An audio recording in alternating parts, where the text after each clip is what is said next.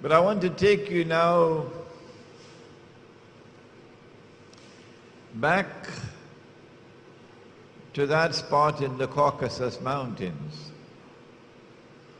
because we want to fine-tune our attempt to identify Gog and Magog.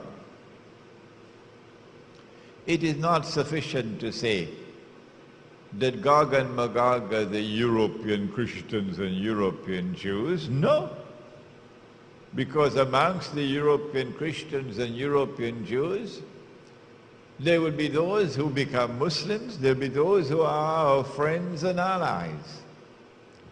Do not make the mistake of declaring of all Jews that they are your enemies, and all Christians, they are your enemies. That will be quite foolish. An American woman went to Israel and stood up in front of an Israeli bulldozer to protect a Palestinian home.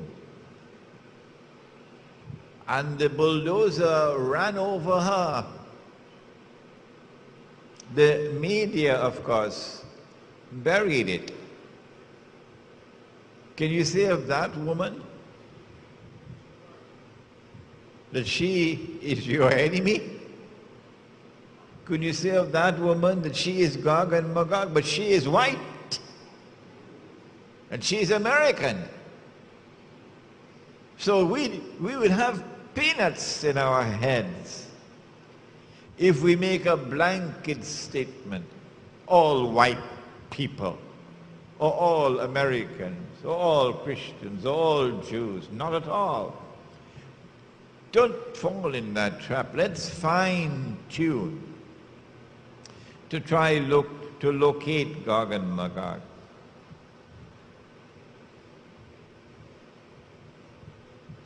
We have to go to the Caucasus Mountains. And there at the Caucasus Mountains, we have to look for a people with power. There have to be a people whose power was greater than any other power in the world at that time. We have to look for a people who will eventually be moving from that northern area and moving towards Jerusalem.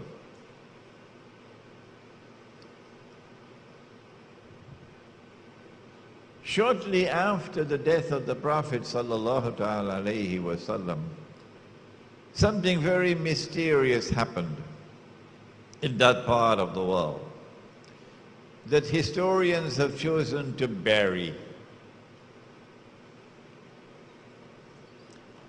A tribe called the Khazar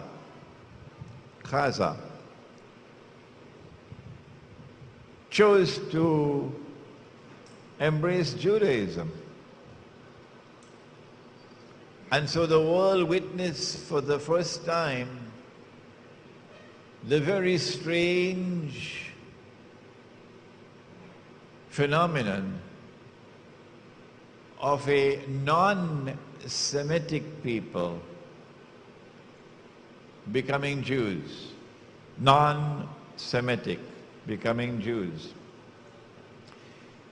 The genetic research is available on the internet. Anyone can study it. You had conferences, medical conferences, which were organized to study these people, their genetic composition. They had a genetic composition which was unique in all of mankind. No people in the world were like them. This is scientific research. And these people, the Khazar, chose to convert to Judaism, but they did so not for any religious reasons. They were not so much interested in the Kitab. and to follow the law. They embraced Judaism for purposes of political expediency. They were sandwiched between Islam and Christianity, Byzantine Christianity, and they chose Judaism. These European Jews who have no racial, biological connection with the Banu Israel multiplied. وَهُمْ مِنْ كُلِّ حَدَبٍ يَنْسِلُونَ. Nasl, they multiplied and breeded to such an extent that today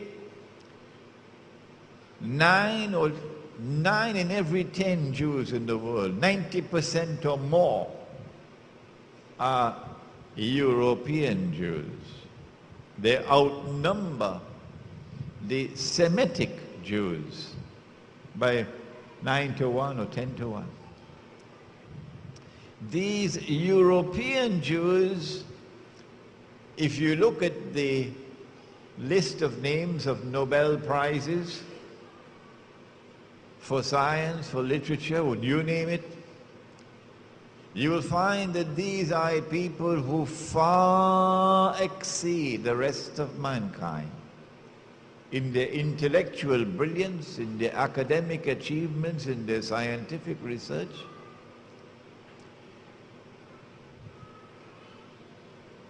They are a people different from the rest of mankind. And then you find that these Khazar who became Jews also chose to become Christians. So you have the Khazar infiltrating the camp of Judaism and infiltrating the camp of Christianity as well. And from the ranks of these Khazar Jews and Khazar Christians, the emergence of the Jewish-Christian alliance can be traced.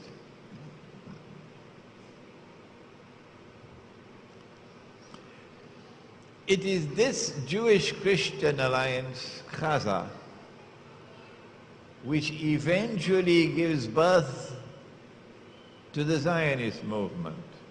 The Zionist movement has absolutely nothing to do with Banu Israel. It is an essentially and an exclusively European achievement. It is these Khazar who, having become Jews, first Jews and then Christians, who built an empire that was the most powerful in Europe and Central Asia.